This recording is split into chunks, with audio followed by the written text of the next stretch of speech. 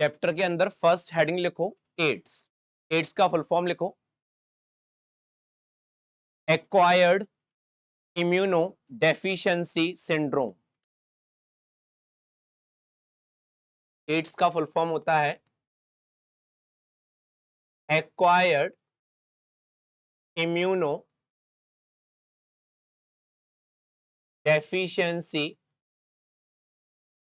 Syndrome.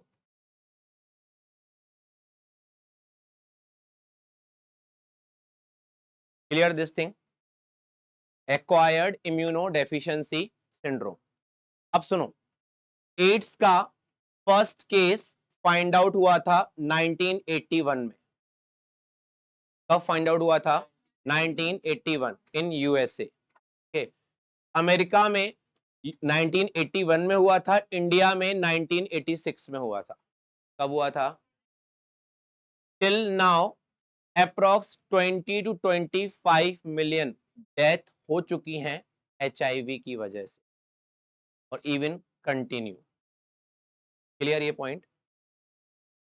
It's called acquired immunodeficiency syndrome, यानी ये जो डिसीज है ये पर्सन में बाय बर्थ नहीं होती। That disease is acquired by any patient और person throughout the life. Okay, that's why it's called acquired. अगर किसी प्रेग्नेंट विमेन को एड्स है तो उसका वायरस उसके फीटस की बॉडी में चला जाएगा, बट फीटस में जो एड्स का सिम्टम होगा हो सकता है वो 5 साल के बाद आए, हो सकता है वो 10 साल के बाद आए। तो एड्स बाय बर्थ किसी बच्चे में नहीं होगा। क्लियर ये पॉइंट? जब कोई भी डिसीज बाय बर्थ होती है we use a word it's a congenital disease, but AIDS congenital disease नहीं होती। क्लियर ये पॉइंट? एड्स के फुल फॉर्म में हम एक वर्ड यूज करते हैं सिंड्रोम। इसका मतलब होता है ग्रुप ऑफ सिम्टम्स या ग्रुप ऑफ डिसीजेस। एड्स में जिस पेशेंट को एड्स होता है उसमें कई सारी डिसीजेस हो जाती हैं, बैक्टीरियल, वायरल, फंगल, प्रोटोजोअल। तो उन सारे डिसीजेस के कॉम्प्लिकेशंस की वजह से उस पेशेंट की डेथ होती है।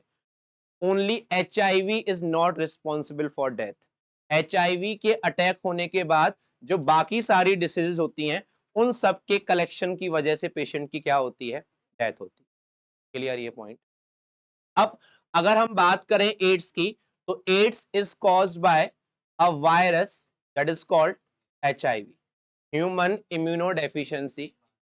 इस वायरस की भी जब डिस्कवरी हुई थी तो इस वायरस को कई सारे नेम दिए गए थे स्टार्टिंग में, बट अब हमें यही नाम याद रखना है और अपने एनसीईआरटी में यही है HIV। क्लियर ये पॉइंट?